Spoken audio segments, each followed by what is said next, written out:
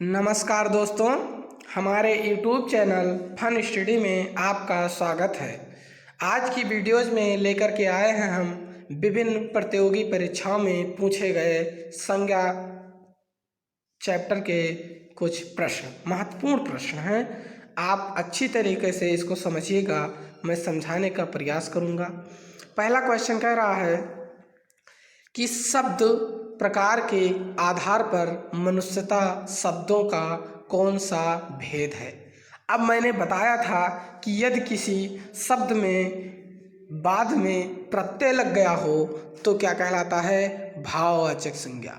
अर्थात मनुष्य शब्द में ता प्रत्यय जोड़ देने से वो क्या हो जाएगा, जैसे मनुष्य क्या है, मनुष्य एक जातिवाचक संज्ञा है, लेकिन उसमें ता प्रत्यय जोड़ दिया गया तो क्या हो गया, मनुष्यता। मनुष्यता क्या हो गया, भाववाचक संज्ञा।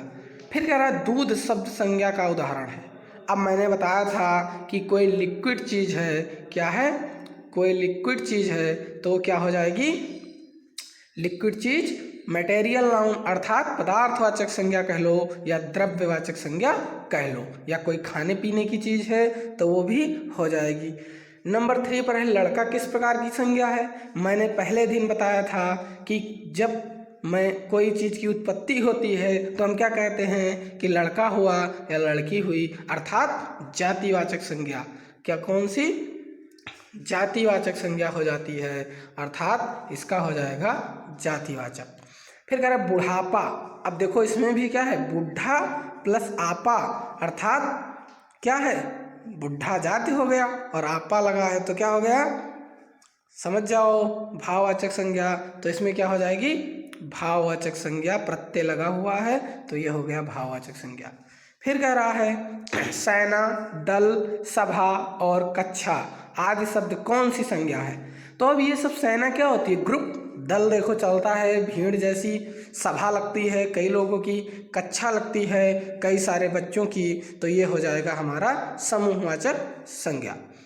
फिर कह रहा है जादती। जादती भाववाचक संज्ञा का विशेषण रूप है। तो अब जादती विशेषण रूप संज्ञा से किस संज्ञा से बना है, तो ये क्या हो जाता है, तो विशेषण रूप इसका हो जाएगा ज्यादा। अब ज्यादा क्या है, क्वालिटी बता रहा है कि ज्यादा है, मात्रा बता रहा है, तो क्या हो जाएगा इसका जादती बन गया। फिर ग्रामीण संज्ञा का रूप, तो ग्रामीण का क्या हो जाएगा, ग्राम, ग्राम से बन गया ग्रामीण।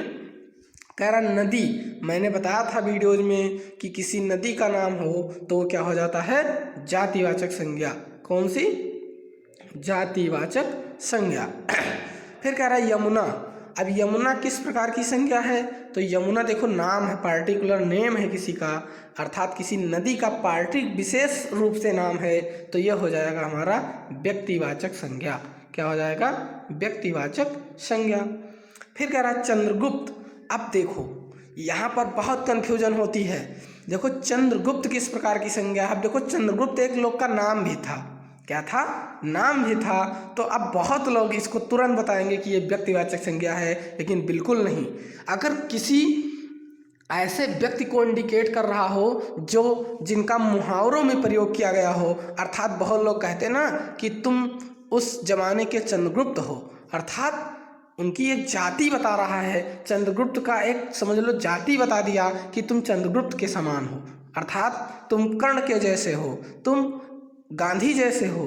तो ये सारी चीज़ें क्या हो गई, उनको अगर किसी नाम का दूसरे नाम व्यक्ति पर नाम थोप दिया जाए तो वहाँ पर कभी व्यक्तिवाचक संज्ञा नहीं होगा, अर्थात यहाँ पर चंद्रगुप्त क्या होगा, चंद्रगुप्त हो जाएगा हमारा जातिवाचक संज्ञा। फिर कह रहा है गांधी को राष्ट्रपिता कहा गया।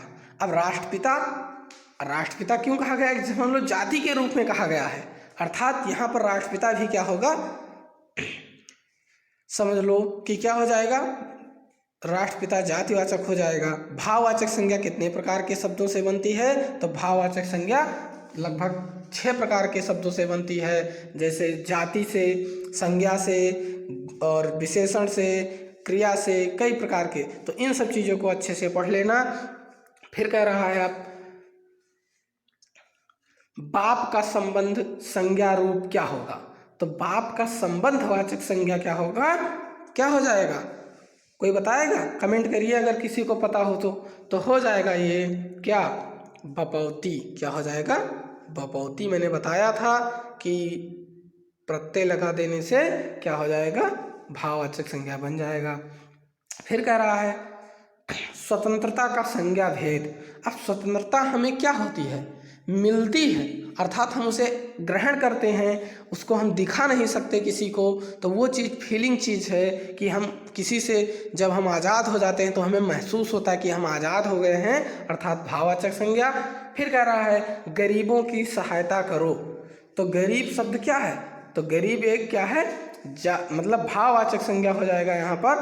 मतलब गरीब की एक समझ लो क्या है? एक भाव दे रहा है गरीबों की, मतलब वो गरीब है तो हमें कैसे पता है, वो ईमानदार है तो हमें कैसे पता है, इन सब चीज़ों को हम अच्छे से जानेंगे। एक क्वेश्चन और आता है कि गोस्वामी किस प्रकार की संज्ञा है।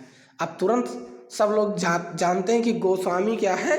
एक जाति होती है गोस्वामी। तुरंत सब लोग लगा देंगे क्या? तुरंत लगा देंगे जातिवाचक, लेकिन जातिवाचक नहीं होगा।